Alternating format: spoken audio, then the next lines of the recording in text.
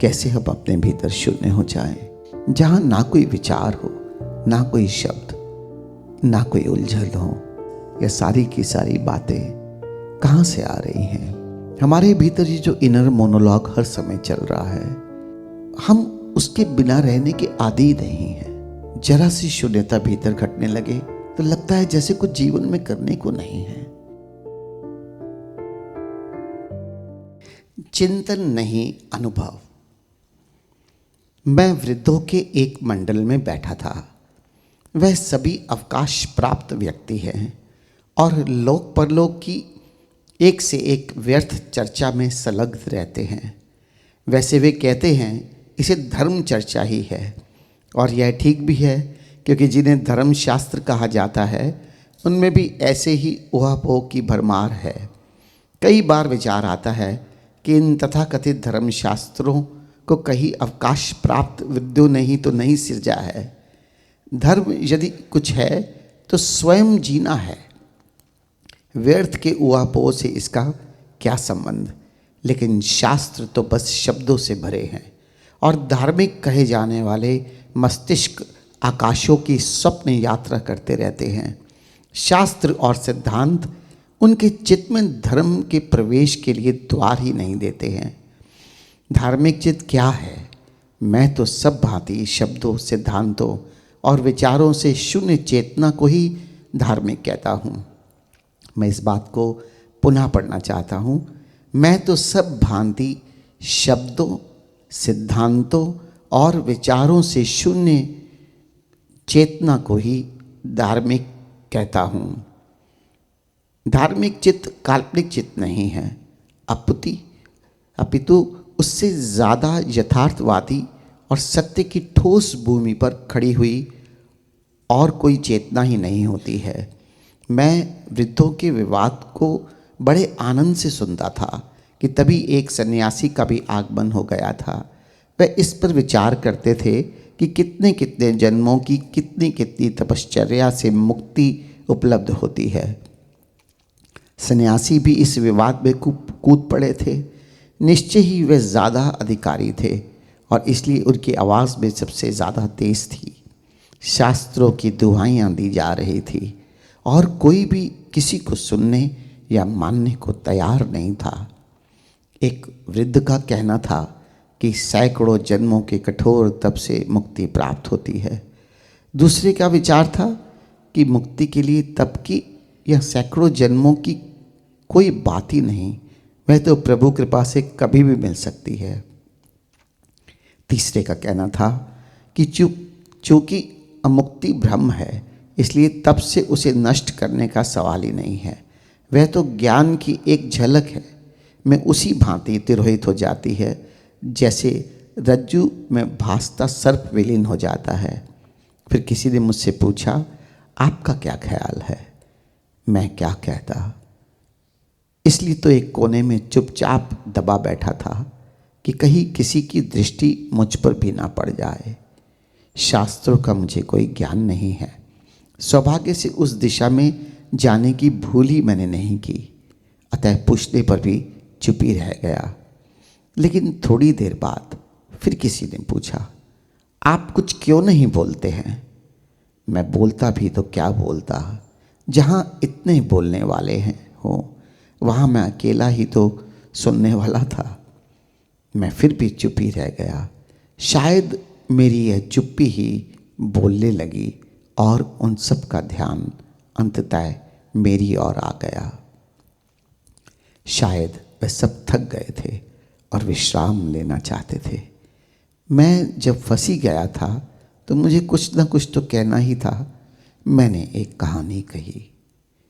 एक गांव में ऐसी परंपरा थी कि जब भी किसी युवक का विवाह होता तो उसे या वर पक्ष को विवाह में कम से कम 5,000 रुपये खर्च करने पड़ते थे।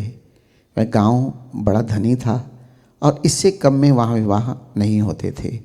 उस गांव के शास्त्रों में भी ऐसा ही लिखा था।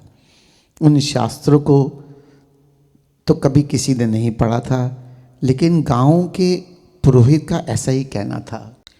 पुरोहित से विवाद कौन करता? उसे तो अतीत की किसी मृत भाषा में लिखे सारे शास्त्र कंठस्थ थे। शास्त्र तो सदा ही स्वतः प्रमाण रहे हैं। उनमें जो है वही सत्य है। सत्य का और लक्षण ही क्या है? शास्त्र में होना ही तो सत्य का लक्षण है।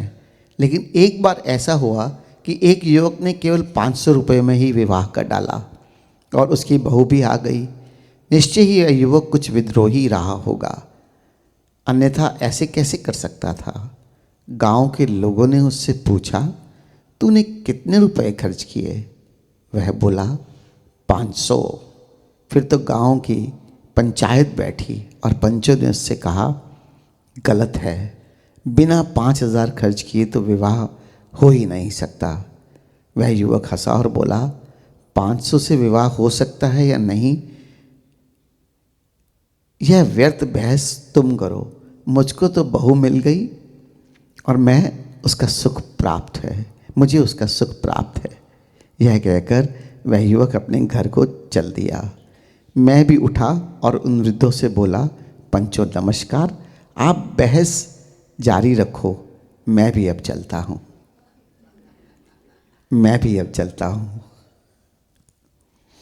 बात सिर्फ इतनी है। ओशो जो मैंने पंक्ति आपको दोबारा पढ़कर बताई, सबसे महत्वपूर्ण बातें ध्यान में वही हैं। मैं तो सब भांति शब्दों, सिद्धांतों और विचारों से शून्य चेतना को ही धार्मिक कहता हूँ।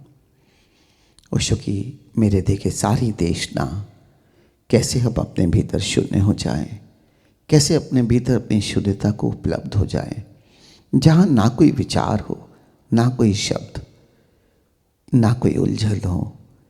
क्योंकि सारी की सारी बहस या सारी की सारी बातें कहाँ से आ रही हैं?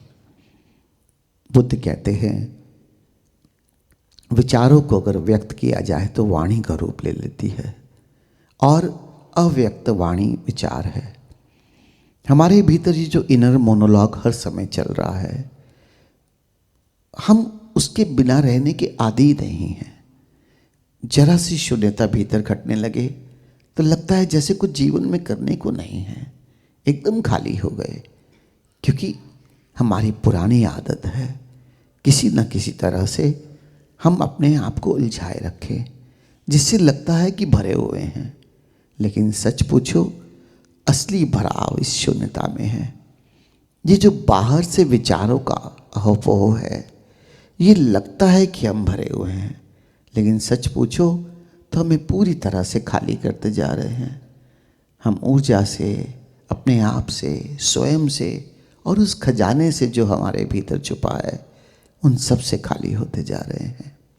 इसलिए जहाँ तक हो सके कैसे हम मौन हो जाएं।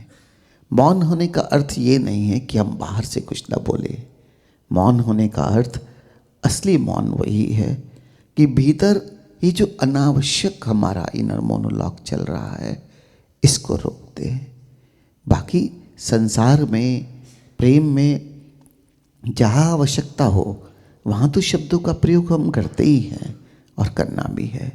लेकिन कैसे ये भीतर का मौन मेरे भीतर घट जाए कि जब मैं बिल्कुल अकेला हूँ, जब मैं चाहता हूँ कि मुझे बोलने की कोई आवश्यकता नहीं, जैसे ओशो उस महफिल में थे, सुनते हुए भी स्वयं का स्मरण हो सकता है, सुनते हुए भी अपने भीतर की शून्यता के साथ तादात्म्य बनाया जा सकता है।